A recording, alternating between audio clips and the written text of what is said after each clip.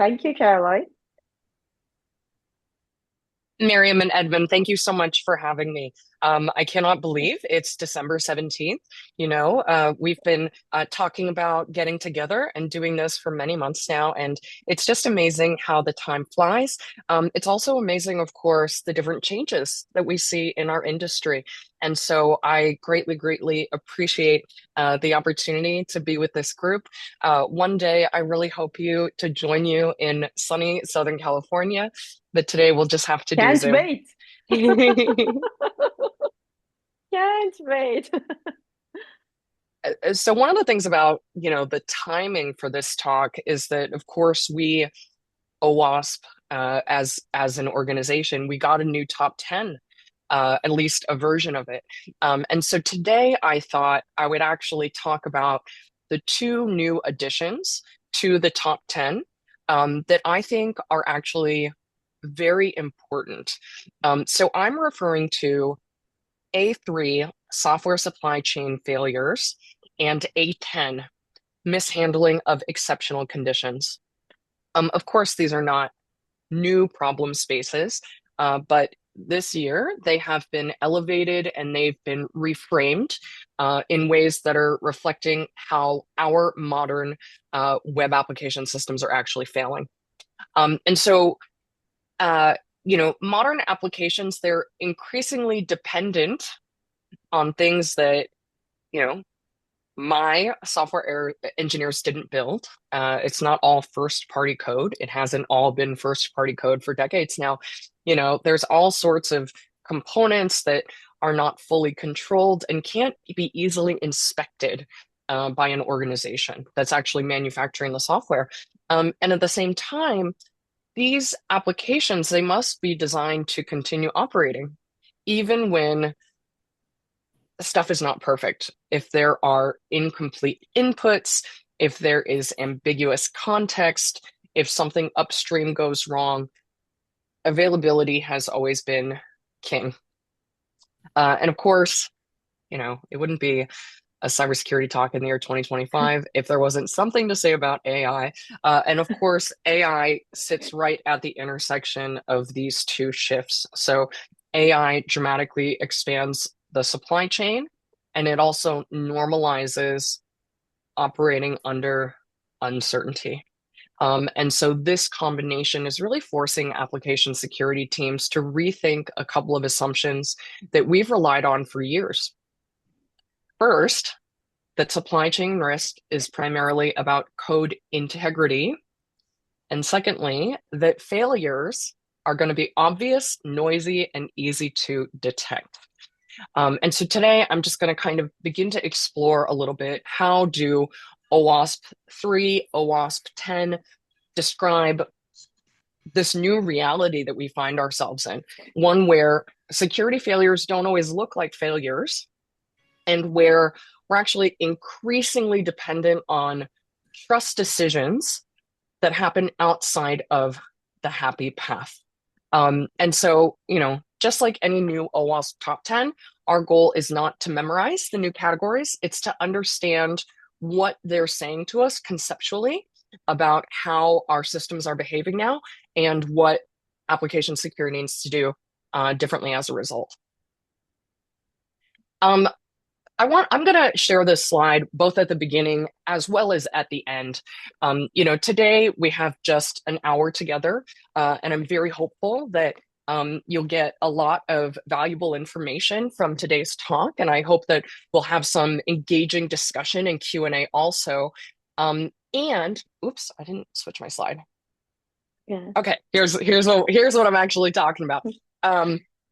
So I will show this slide both kind of now at the beginning as well as at the end.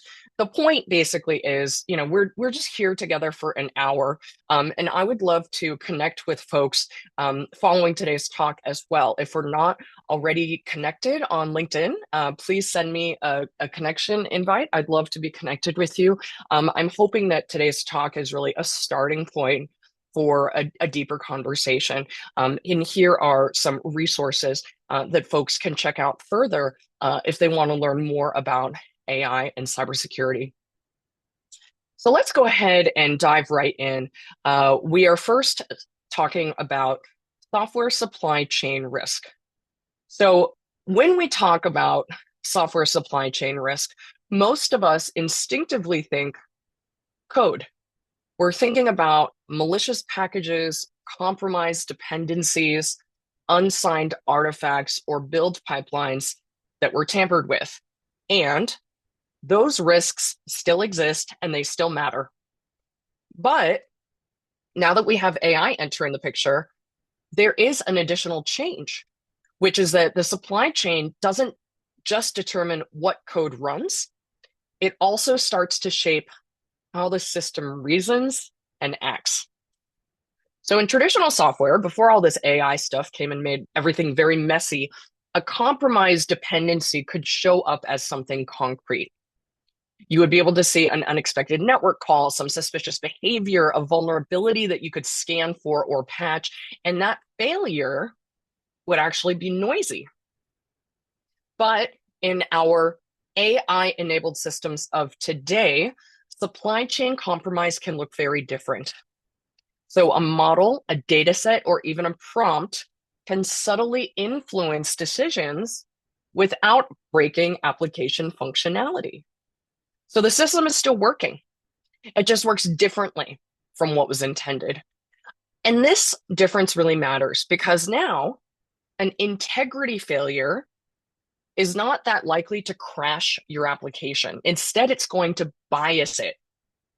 It's going to influence how it does classification, prioritization, recommendation, and action.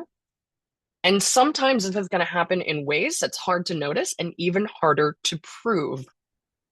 And so this is why AI supply chain risk feels very uncomfortable for our application security teams because we're used to reasoning, about control flow and code paths. But now we also have to reason about behavior and assumptions and influence that come from all these components that we didn't build and we don't have a great ability to fully inspect. So I want to pause for a moment um, and say that, you know, this latest OWASP top 10, it sort of elevated software supply chain failures into a standalone category. And this reflects what incident data has been telling us for many years, which is that more real world compromises are happening upstream of an application long before runtime controls ever get a chance to do anything. And so what's different is that AI systems are pushing this category from important to really, really, really important. Because when AI is introduced into an application, and of course, AI is being introduced into so many applications, the number of components that an application relies on dramatically increases. And so must the degree of trust that we place in things that we didn't build ourselves. So simply put, if the application depends on systems that I didn't build, I don't fully control, and I can't easily inspect, I've got a supply chain problem. AI just makes that totally unavoidable. So there was a mention of this concept in the previous top 10. So in the 2021 version, we had an item called vulnerable and outdated components. And that was really about patching. Did you have an out of date library that needs to be updated? Did you have a vulnerable CVE that needs to be remediated? It's really, before it was really about, do you have something old and bad, and do you need to make it new and good? But this 2025 refresh broadens the scope significantly. So now software supply chain failures explicitly include CI/CD pipelines, artifact integrity, dependency provenance, and build system trust. So it's not just about what the code is depending on, what the application is depending on, but how that dependency got into the system and how much you can trust it along the way. So the key question here is actually shifting. The question used to be, if it's vulnerable, did you patch it? And now the new question is, you're depending on things that you didn't build. can you trust it? And that is way harder to answer. Um, it's worth it's worth backing up and thinking about traditional software supply chain failures that we already understand, even before AI came into the picture, because we've seen dependency confusion where internal package names get hijacked in public registries. We've seen typo squatting, where a single character pulls in a malicious package. We've seen malicious package injection, compromised build pipelines, and artifact substitution attacks, where what you thought you deployed isn't what actually ran. It is by no means new to be depending on third parties, open source components, software that we didn't write, non first party software. But what all of these attacks have in common is that the system actually behaves just like it was designed to do. There is an implicit trust that's being exploited. So the build pulls the dependency it was told to pull. The pipeline executes the steps it was configured to execute. The application runs the artifact it was given. There's no exploit in the traditional sense. There's no memory corruption. There's no injection payload. The failure just happens because the system trusted in something that it shouldn't have. And there's no really good way to verify that trust. So everything that we know and have known about software supply chains still applies. AI just makes it a little bit worse.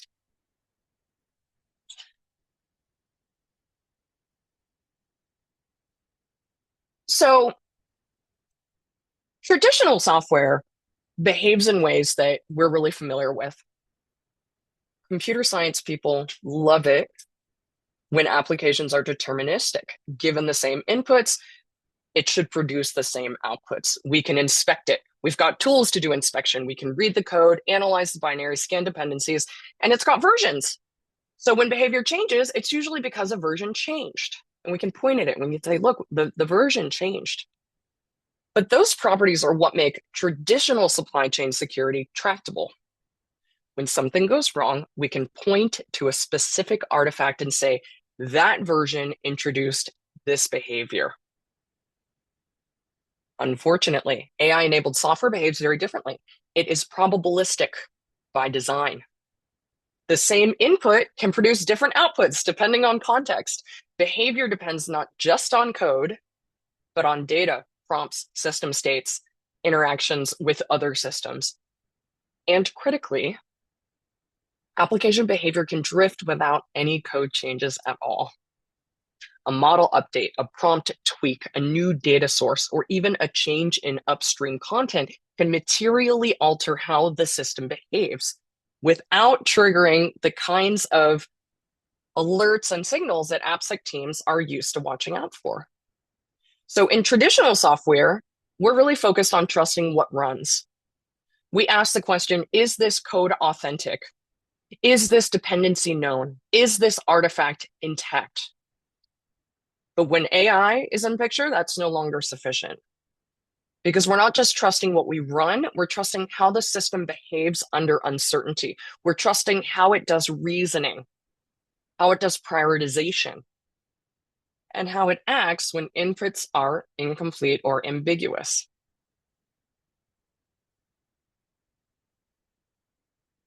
To make this a little bit more concrete, I want to talk about the different things that actually make up the AI supply chain, because I think that this is not yet well understood. So when people think about AI dependencies, they often think the model, and that's that.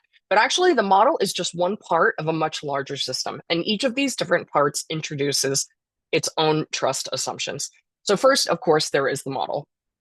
So that includes the pre-trained models and the foundational models, whether they are open source or vendor provided.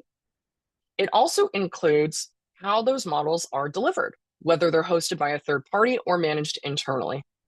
In any case, if you're using a model, you're trusting not just the model's capabilities, but also its provenance and its integrity.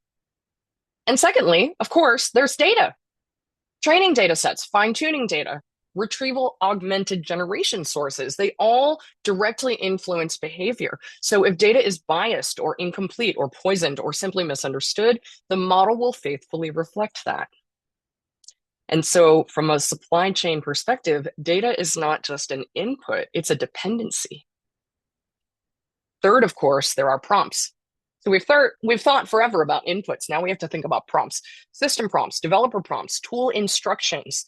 These effectively function as executable logic, telling the model what it's allowed to do, what it prioritizes, how it interprets inputs. Yet, in many organizations, I don't know that in December 2025, it's normal for prompts to be versioned or reviewed or governed the way that we do those things for code. Fourth, we've got infrastructure. So model hosting platforms, APIs, orchestration layers, routing logic, all of that sits between the application and the AI system.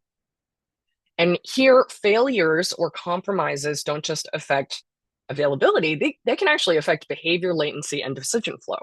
And then finally, there's integrations, plugins, tool calling frameworks, agents.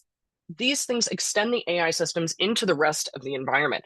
Every integration expands the blast radius. Every tool an AI system can invoke becomes part of the application's effective attack surface. So the key message is simple but uncomfortable. Every one of these components is a dependency with its own trust assumptions. So when we talk about AI supply chain security, we're not talking about a single new risk. We're talking about a network of interdependent systems whose combined behavior determines whether or not your application does what you think it does, and whether or not you can still trust it when something upstream changes. So now that we've talked about what are the different parts of the AI supply chain, the next question is also an important one, which is how does it fail in practice? So one of the reasons that AI supply chain risk is so challenging is because the failures don't look like traditional supply chain attacks. They don't usually involve one big dramatic compromise. Instead, they influence behavior. So I want to kind of talk through some of these major classes of AI supply chain attacks, starting with data. First, of course, we've got data poisoning. So this can happen at multiple points. There's training time poisoning, where the original data set used to train a model is influenced, and there's fine-tuning time poisoning, which is often more realistic for attackers because fine-tuning data is closer to production and it's less rigorously protected. What's important here is the difference between global failure and targeted misbehavior. So global poisoning, where a model becomes obviously wrong, that is relatively noisy and detectable. But targeted poisoning can be much more dangerous because if the model is behaving correctly most of the time, but it fails predictably in specific situations that benefit the attacker, then we're really in trouble. AI systems are expected to be imperfect, and therefore small deviations don't set off alarms. They just get dismissed as variants. The second class that I want to talk about is model artifact tampering. So models are artifacts, just like binaries or container images. If a model is downloaded from a public registry, pulled from a vendor managed hub, or stored insecurely, it becomes a supply chain risk. A compromised model artifact might behave normally under most conditions, but contain latent behaviors that trigger only under certain inputs. And because models can be hard to inspect and test exhaustively, inherited vulnerabilities can persist unnoticed. Next up is malicious fine-tuning. Fine-tuning pipelines can be automated, under-secured, or operated by third parties. And if that pipeline is compromised, or if an insider intentionally introduces biased or unsafe examples, then you're effectively retraining the model to behave incorrectly in ways that align with the attacker's goals. This risk is especially acute when fine-tuning is vendor managed, because organizations often assume that the vendor is handling security, whereas the vendor often assumes that the customer owns the data. And so that shared responsibility, that ambiguity creates gaps that attackers can exploit. Next, we've got prompt supply chain attacks, which many teams still underestimate. So prompts aren't just text, of course. It's input. It functions as executable logic. System prompts, developer prompts, and tool instructions define what the model is allowed to do and how it prioritizes decisions. And when prompts are influenced through third-party content, whether it's documents, tickets, retrieved data, attackers can inject instructions indirectly. And over time, prompts themselves can drift as teams tweak behavior without review, versioning, or security oversight. And finally, there's architectural subversion. This is not about compromising a single component. It's about manipulating how components are connected. So tool permission misuse allows agents to take actions that were technically allowed, but not intended in that context. Agent routing manipulation changes which systems get invoked under which conditions. Shadow integrations are very inconvenient, and they expand the AI system's reach without going through AppSec review. In all of these cases, the most inconvenient thing is that the system does exactly what it's designed to do. And so that's what makes these failures really dangerous. So I think the bottom line here is that these attacks aren't injecting malicious code, they're injecting malicious influence. It's kind of like, it's like poisoning a queen's court or a king's court. It's like poisoning an advisor. So this will alter how systems reason, prioritize, and act, often without ever triggering the kinds of signals that traditional security tooling is built to detect. Let's take a quick look at an example. So imagine an application that uses retrieval augmented generation.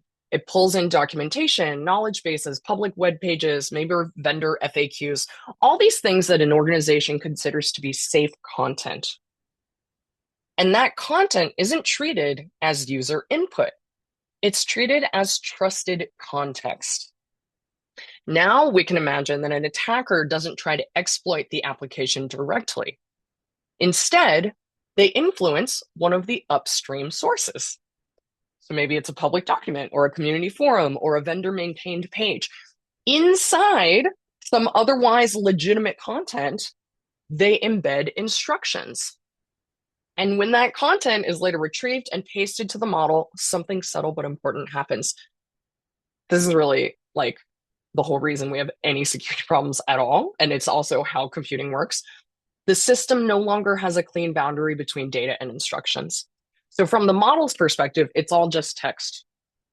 Large language models do not enforce a hard boundary between facts and instructions, especially when both appear in trusted context. So the injection doesn't come from the user, it travels through the supply chain. Nothing crashes, there are no alerts, the system behaves normally, except that under certain conditions, the model follows instructions that it was never supposed to see. And that's why this is a supply chain failure, not a prompt bug, because the dependency wasn't a package or a library, it was content. And that content directly influenced system behavior. So a simple way to think about this is that this is dependency confusion, but for instructions instead of packages. And of course, the lesson is not don't use RAG. It's that when content can influence behavior, it is part of the supply chain. And so it just needs to be threat modeled accordingly. If your system treats retrieved content as trusted context, a security decision has already been made, whether that is realized or not.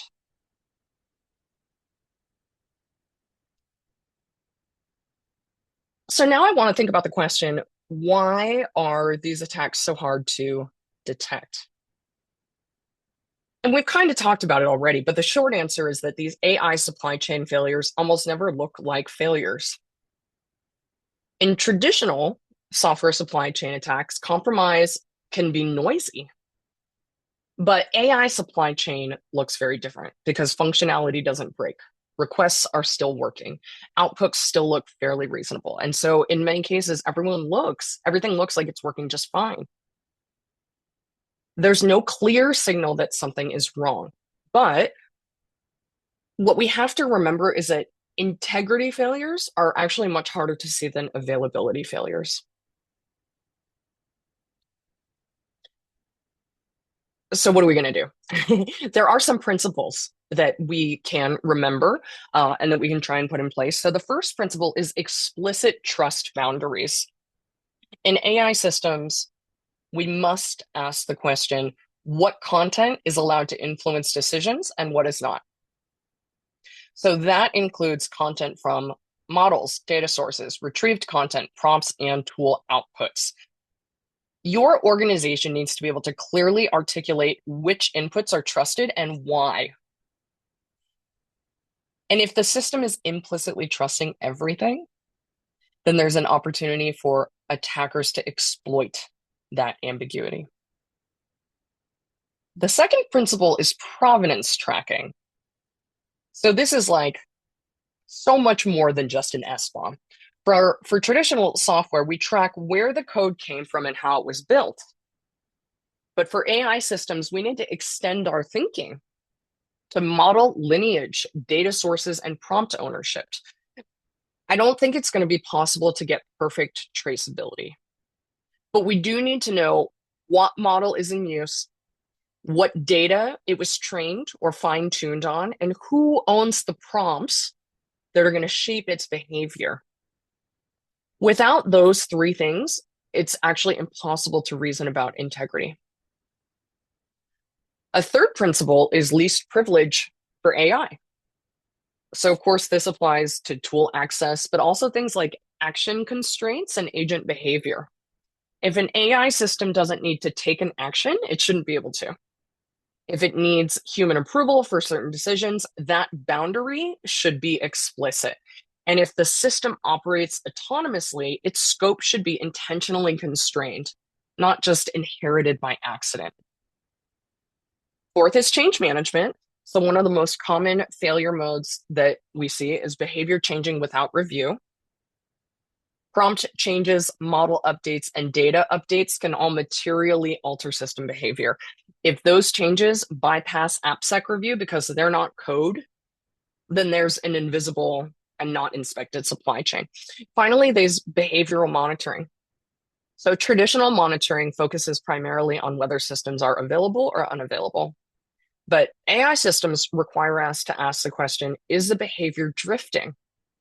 Are anomalies emerging? And are known abuse cases starting to appear more frequently? I think we're doing pretty not bad on time. We're about 30 minutes through, and I'm just now going to switch over to the second item. So now we're going to talk about exceptional errors. In application security, we're always talking about problems, always talking about systems behaving incorrectly, vulnerabilities, exploits, things that obviously are broken. But this topic is about a different kind of failure. This is when the system doesn't crash, it doesn't throw an error, and it doesn't trip an alert, but the behavior is still unsafe. So in traditional, before AI, applications, exceptional conditions were actually exceptions. Rare states, error paths, corner cases, something that we hoped that users wouldn't hit very often. But AI-enabled systems operate very differently. They routinely deal with partial information, conflicting inputs, uncertain confidence, failed tool calls, and ambiguous context. These are not edge cases anymore. These are normal operating conditions. And critically, AI systems are designed to keep going. They try to be helpful. They continue operating even when they're unsure. This is an intentional design choice, but it creates a class of application security risk because when a system operates and continues to operate under uncertainty, the way in which it handles errors, fallbacks, and recovery paths, that becomes a security boundary. So attackers don't have to break the happy path. They just need to push the system into a state that it wasn't designed to handle safely and then let the exceptional behavior occur. So when we talk about exceptional errors in AI systems, we're not talking about bugs or crashes. We're talking about trust decisions that are made under uncertainty and what happens when those decisions are wrong.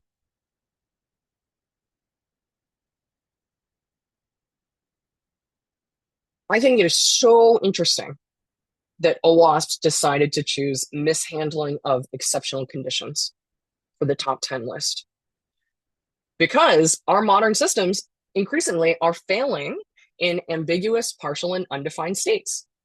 And AI systems operate in those states constantly. So in AI systems, exceptional conditions are not edge cases. That's like more like operating mode, normal operating mode. And so it requires us in application security to shift the way that we're thinking because so much of our security thinking is still built around the assumption that systems are either working correctly or failing clearly. But AI breaks that assumption. So now we're talking about what happens between those two states. What happens when systems are unsure, incomplete, degraded, but continue operating anyway? I want to talk a little bit about what actually counts as an exceptional condition because this category is quite broad. I want to also contrast how we traditionally handled errors with modern systems and how they behaved, and then show how AI fundamentally changes those failure modes. We'll look at a few AI specific exceptional conditions, and then, of course, we'll talk about defensive design patterns. So, exceptional errors, there's always been exceptions and there's always been errors, but historically, these were always kind of secondary concern. Reliability problems, UX issues, bugs that we would fix later once the big important security issues were addressed. Error handling lived at the edges of the systems, not at the center of our threat models. Modern systems are explicitly designed to fail gracefully. They retry, they recover, they degrade instead of stopping. And while that's really good for availability, it can be a little bit dangerous for security. Systems today often continue operating in partially trusted states with incomplete data, failed checks, or ambiguous context. And that's where attackers thrive. Most breaches don't happen when systems work as they have been designed. They happen when systems work, behave almost as they are designed. And so this almost is where the exceptional errors live. Again, OWASP isn't talking about crashes or obvious failures. It's talking about situations where the system encounters something unexpected and it just keeps going anyway. That includes fail open logic, where a control fails and the system allows access rather than denying it. Unsafe defaults that kick in when checks can't be completed. Incomplete validation on error paths that never received the same scrutiny as the happy path. It includes partial authorization, where some checks succeed and others fail, but the system proceeds anyway. Ooh, there goes I got excited and my earbud fell out. All right, that's how exciting this talk is. Here we go. Ambiguous system states where components disagree about what's true. Overly verbose errors that leak information and inconsistent fallback behavior that changes enforcement depending on how a failure occurs. And so the key insight here is that exceptional errors are not crashes. They are continuations in unsafe states. From a security perspective, that's actually way more dangerous than when a system stops or becomes unavailable. Because when a system keeps going, it keeps making decisions, and those decisions can be exploited.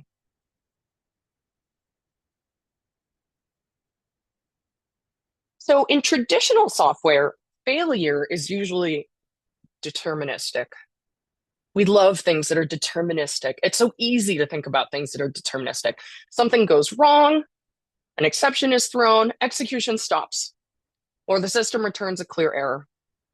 From a security perspective, that is extremely helpful because we know when something has failed and we can design controls around that failure.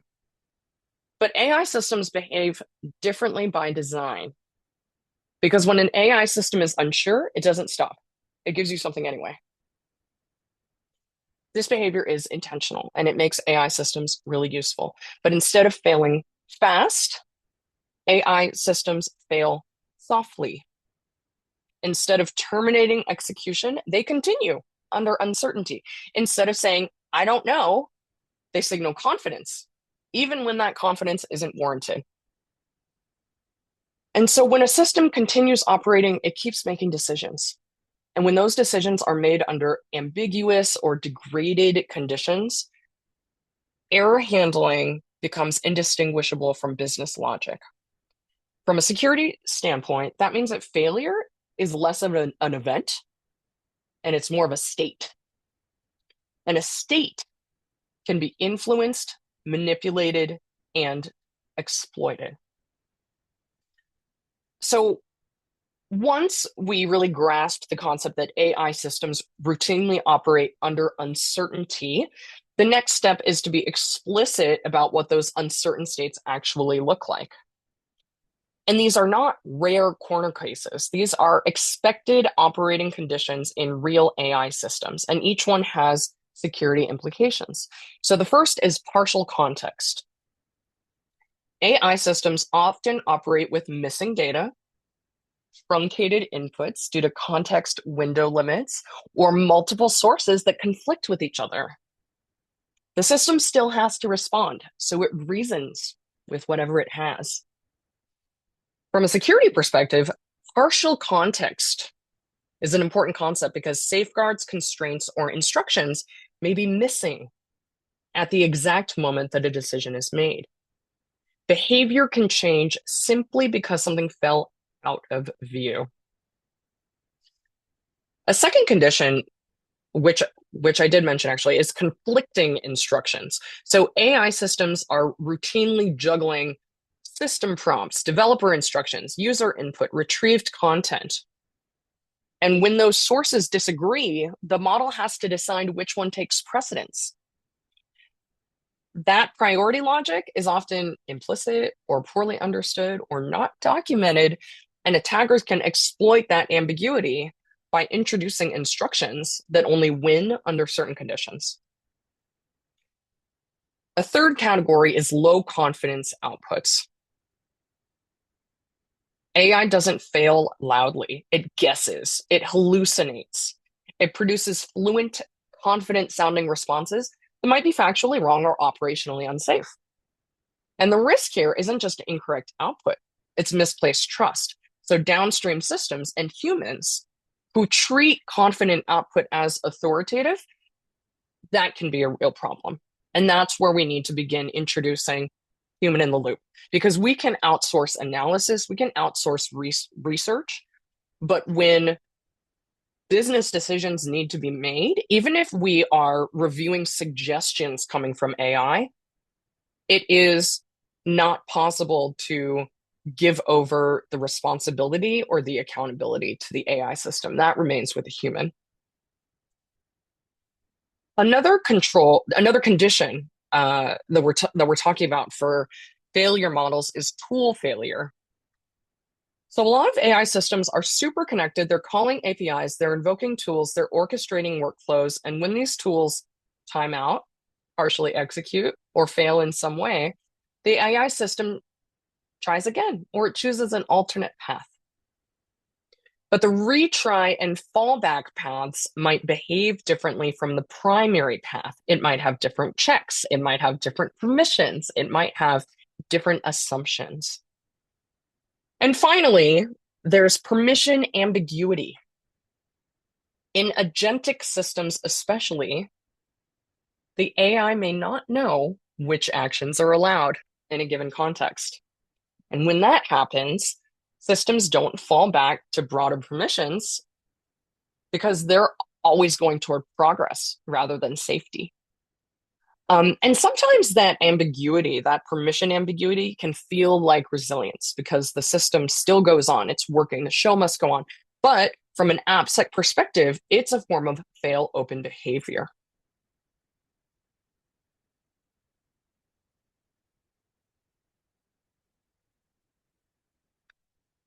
So now that we've talked about some of the exceptional states that AI systems routinely operate in, the next question is, how do attackers actually take advantage of them?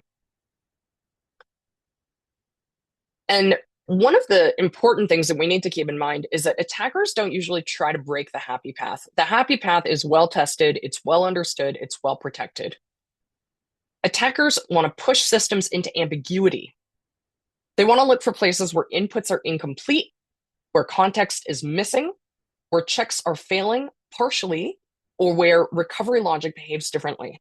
Because the goal isn't to crash the system, it's to make the system operate under condition that it wasn't designed to handle safely. That works really well in AI because ambiguity is expected and continuity is the default. And so attackers try to do this by triggering retries. They induce tool failures. They manipulate input size or structure to cause truncation. And then they watch carefully to see how the behavior changes. So let's talk about a few examples. First, prompt injection that only succeeds after context truncation. In many systems, system instructions and safety constraints are provided early in the context. But if inputs grow too large, then those instructions may be truncated or deprioritized. That part is just cut out. An attacker doesn't need to overpower the system directly. They just need to cause the system to lose sight of its constraints. And once that happens, the injected instructions that previously failed can suddenly succeed, not because the model changed, but because the system state changed. The second example is agents taking broader actions after tool failure.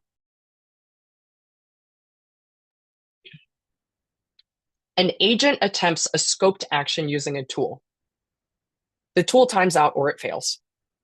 On the retry, the agent selects a different tool or a broader permission to ensure success.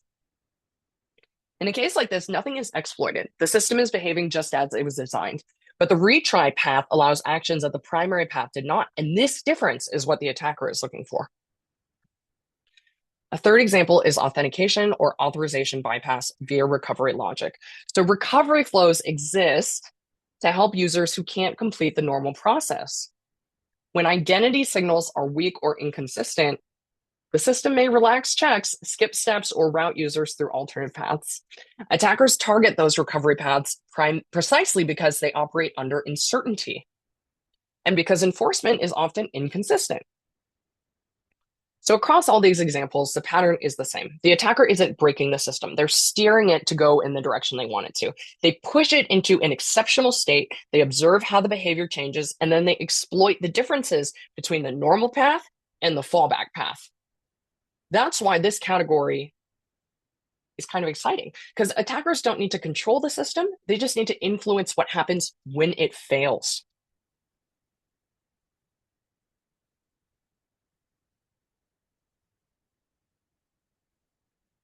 So at this point, it's very reasonable to ask the question, if these exceptional states are so risky, why don't we catch them more often? And the reason is because nothing looks broken. Outputs still look reasonable. The system is still responding. The user gets an answer. Downstream workflows continue. Everything seems to be fine. Logs show handled errors, retries succeeded, fallbacks executed as designed. From an operational perspective, everything appears healthy because there's no crash, there's no alert, there's no obvious indicator of compromise. And on top of that, because of AI, variance is expected. AI systems are probabilistic by nature. We expect the outputs to vary. And so that expectation makes detection much harder. In traditional exploitation, anomalies are obvious. A malicious package opens a suspicious network connection. A compromised system behaves in a way that clearly violates baseline expectations. But AI exploitation can look different because it manifests as plausible behavior, a slightly different recommendation, a subtly different, broader action, a decision that still makes sense, just not what was intended. And so the key insight here is that AI failures hide inside acceptable variance. When a system keeps operating and providing reasonable output, our tools and our instincts tell us that everything's fine. But integrity can erode quietly. And that is why exceptional errors are dangerous. It's because they don't announce themselves, they just blend in.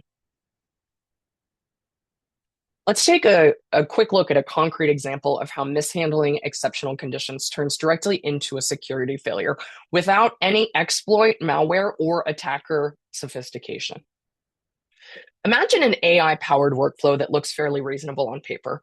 A user authenticates, the system calls an internal authorization service to determine what actions are allowed, an LLM or agent orchestrates the next steps based on that response. Now, let's introduce an exceptional condition. The authorization service times out, or it returns partial data, or responds inconsistently because a downstream dependency is degraded. At this point, nothing's been compromised. There's no exploit. This is just a failure. But the system is designed to be resilient. So instead of stopping, it continues. It falls back to cached permissions, or it assumes least disruption, or it proceeds with the last known good state. The authorization check failed, but execution continued. That's the security failure. From the outside, everything looks fine. The workflow completed, the logs show that there was a handled error. There's no alerts, there's no crashes, but the system quietly trusted more than it should have. And so AI makes us more dangerous, not because it's insecure, but because it's optimized to keep going.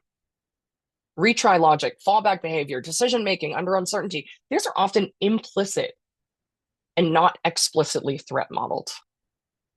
The model or agent doesn't know that the authorization failed. It just knows that it needs to keep going. So the exceptional condition wasn't mishandled because of a bug. It was mishandled because the system treated continuity as safer than restriction. There is such a strong prioritization for going on anyway, regardless of what fails. So what do we do about it? There's a few principles. One principle is fail closed on authority. When a system is unsure about identity, intent, permissions, or context, the safest action is to restrict what it should do. Progress and keeping going on anyway, the show must go on, but never at the cost of expanding trust. A second principle is explicit uncertainty handling. Uncertainty should be treated as a first-class state, not something to bury inside internal logic. Systems should know when they're unsure, surface that uncertainty, and change behavior accordingly. The third principle is guardrails on fallback logic. Fallbacks should be designed deliberately, not accidentally. Safe defaults should be defined in advance. Retries should be limited. Alternate paths should be reviewed just as carefully as primary paths. Fourth, consistent authorization checks. Authorization shouldn't depend on whether a request followed the happy path or the recovery path. Exceptional conditions are where authorization failures most often occur, precisely because enforcement becomes inconsistent. And finally, behavioral monitoring. So instead of looking for single errors, we need to watch for patterns. Repeated retries, gradual scope expansion, shifts in decision outcomes, or changes in how often fallback paths are exercised. The key message here is simple. Error handling has become security architecture. And so in AI systems, the way that we handle uncertainty, recovery, and failure is just as important as the controls that we put on the happy path. Exceptional errors are not an AI-specific thing. They have always existed. But what AI does for us is it changes their scale and it changes their impact. AI increases the frequency of exceptional states because systems are uncertain more often. It increases ambiguity because it's harder to tell when something has gone wrong. And it increases blast radius. Decisions that are made under uncertainty can propagate across systems quickly. And so OWASP didn't add this category because of AI, but AI just makes it worse. So, what does this mean? This means we need to threat model exceptional states, not just normal workflows. We need to review fallback logic explicitly. We need to scrutinize primary paths and recovery paths. We need to include AI failure modes in our design reviews. We need to ask the question, how does the system behave when confidence is low, when tools fail, or when instructions are in conflict? And we must treat uncertainty as a risk factor. If a system is unsure, that in of itself, that being unsure should influence what actions it's allowed to take. And we should be pushing error handling ownership upstream. These decisions shouldn't be buried deep in implementation. They belong at the architecture and design level, where we're talking about trust boundaries.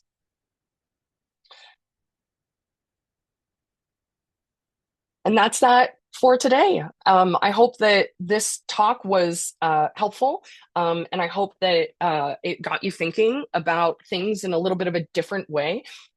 Here, again, are some helpful resources. I would love to connect with folks if we're not already connected on LinkedIn. And again, thank you so, so much for inviting me to be with you today. It's been so much fun. I'm open for questions and discussion. Yeah, let's open up the floor for questions. Anyone has any questions for Carolyn?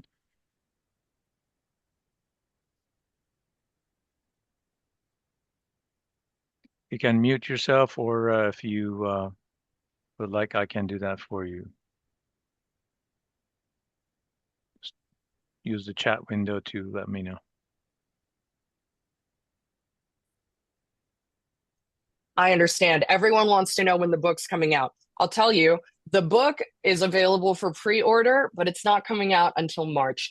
If anyone's going to be at the RSA conference, I will actually be able to hold physical copy books in my hand at that point in time. Yeah, so if you're going to be there, I'd love to hand you one myself. That would be really fun. Are you still willing to raffle a few copies ahead of time for our audience today? Absolutely. All right. Absolutely. Yes. Okay. Yes. If anyone has a question, whoever asks a question, I will contact you afterwards. I will get your mailing address from you and I will pre-order a copy for you. So maybe that will encourage folks. Seems like Burge has got thoughts, so many thoughts. Tell me your thoughts and phrase it in a question. That's the hard part. Let me just I feel like I'm gonna overheat right now, trying to keep it. I have ran out of memory. Let's put it that That's way. okay. That's okay. That is, I think, like a totally normal thing for trying to understand all this AI stuff. And I think the most important thing is that we just keep trying, we just keep learning, we just keep walking through the discomfort. You know, we show up to a talk like this, it's confusing, it's overwhelming. We show up to the next one and the next one and the next one. Like that's what this is all about. We have to be brave. Well, how about this? Should I start the podcast at the very beginning? Which podcast? There's a The few. well, the one on the screen. I just looked it up. It's Oh on yeah, the Spotify, AI so I Security added it. Edge totally Yeah. started from the beginning. The first Okay. guest on the podcast is Daniel Miesler. Actually, I put Daniel kind of like in two places on here. Okay, Burge, good question. Yes, start it from the beginning. There's only like 6 episodes. It's not that many, so it's very consumable. And I will be reaching out to you so that I can. Daniel Miesler is crushing it. Oh my gosh, all the Dan Miesler fans right here. Yeah. Burge, I'll be reaching out to you for your mailing address so that I can pre-order a book on your behalf. Thank you. All right. Any other questions for Carolyn? Hi, Is Caroline. there any way we could like just go through the slides, or like I scrub can through them? send Because I the feel I like can send the I didn't slides. write much. I Yeah, know It's it's all just for good. we'll like post questions the slides now. after the meeting into our website. So Carolyn, if you Perfect. can email me the or send me the copy of the slides, and we'll Ooh, post it how out do you there. convince the team? That's Okay, that's a Dilip's got a good super question. good Yeah. question. I'm just writing your name down. Okay. How do you convince the team? It's hard to convince people to spend money on things that they don't understand. And it's hard to get them to understand something that we don't understand. So the first thing we have to do is we have to understand it. And then the second thing we have to do is we have to understand them. And if we understand it and we understand them, then we're in a position to try and help them understand it. And only then will they give us money to deal with this problem. And hopefully by that time, we'll actually figure out what to do about it. But I think that, fundamentally, like, there's always been like humans and automation, right? And we just have to be smart about like, what can automation do by itself and what must a human do? Where does a human need to get input? I think that human in the loop is probably the most important control, which is kind of lame, but I think it's really important. You need to say like, when does a human need to be notified? How do I explain that distinction to executives? Okay, check it out. Actually, I've got a reasonably good answer for you. I'm really proud of this because I have for a little while now, I have studied executives and how to talk to executives, and I made a course on this topic. And while it doesn't talk about AI itself, it does talk about how to talk to executives. So I've just put a link into the chat. That link has comments where you can access all of my LinkedIn learning at no cost. And I'm going to find the specific one that I'm thinking of that's like, how do I talk to executives? And I'm going to put the specific link in there. So I invite folks to take a look. It should cost you absolutely nothing. And then after you watch it, it's only like 40 minutes. Come and talk to me and tell me what you think about it. I also put the links for the OWASP top 10, the items that you discussed further up. Perfect. And I have a question. So, based on what you were explaining, the fail on unsafe modes and the proliferation of agentic AI and systems that have tons of agents talking to each other, getting orchestrated, and our lack of visibility or comprehensive visibility into what's going on. Um, because you said systems can be functioning normally to us when actually they're failing. So what's the solution for that, or what how is it being handled right now, or will be? I don't know Yeah. if it's being done No, now. it's a really good question. I think that fundamentally, if what we're talking about is a happy path versus an alternate path, then presumably the happy path is being thought about and threat modeled and analyzed Hmm. for, security architecture review, all these things. We need to make sure that the alternate path is also, right? So this is not exact, but I can't help but thinking about like a forgot my password recovery flow. Hopefully AI is not going to be handling any of our forgot your passwords. But say there's a forgot your password and there's like three security questions, right? And it asks me the first question and I get it right, and it asks me the second question and I get it wrong, and then it's like, oh no, what do we do? We have to just like keep going. That's that's Hmm. that's the problem, right? So I think that what we need to look out for is where in the flow is the system making decisions? And then how does the way that the system make the decision differ if it's a happy path or if it's a recovery path? Okay. We can't just ask about the happy path. We have to also think about the recovery path. Okay. All right. That makes sense. Thank you. Yeah, great question. Thank you so much. All right. Anyone else has a question for Carolyn? Yeah, hey Caroline, good to see you, Oh and my gosh, thank you it's so so much nice for to see sharing you. this. Thank you. And I learned so much. So my question is related to, all the stuff that you have done and you presented. Did it make it into like any of the OWASP projects, like top 10 for LLM and Gen AI, or this is this a separate project or topic from those that I mentioned? There's a lot of overlap. There's a lot of overlap. Yeah. And I think maybe what I could do as a follow-up, I could take a look at some of those and I could kind of like connect the dots. And Hmm. I'll plan to do that because I do think that that would be helpful because I think that it's very much an overlapping kind of situation. That's a great question. Maybe I'll Okay, write a thank blog you. post. Yeah, thank you. Yeah, so related to that, and Colin Watson and I were leaders of this automated projects, right? Automated threats projects. We are uh, planning to have a major update next year, hopefully with, some of the AI elements. So, if you think that some of what you have done makes sense into that, let us know as well. Looking Oh, I forward would to love hearing to. more from you. I would Yeah. absolutely love to. Thank you so much. Well, thank you. Cool. Well, thanks everyone so much for taking the time to join me. I hope everyone has very, very happy holidays and a great new year. Yeah, your background is all festive right now, so Exactly. We love the background. One more question before we call it. Great.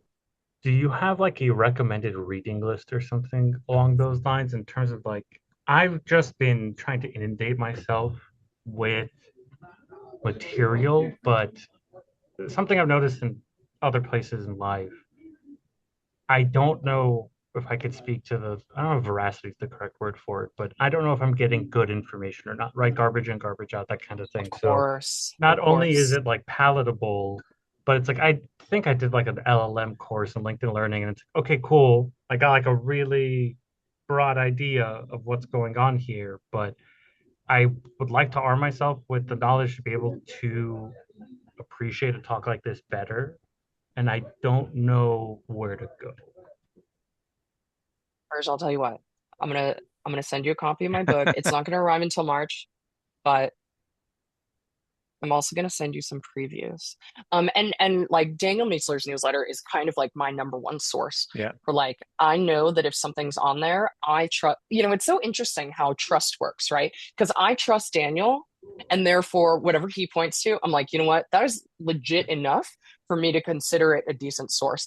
And actually just know that like, no one has any idea. So, Okay. so here's the thing, right? And it's actually like the same thing that I talked about. Like, no one has any idea.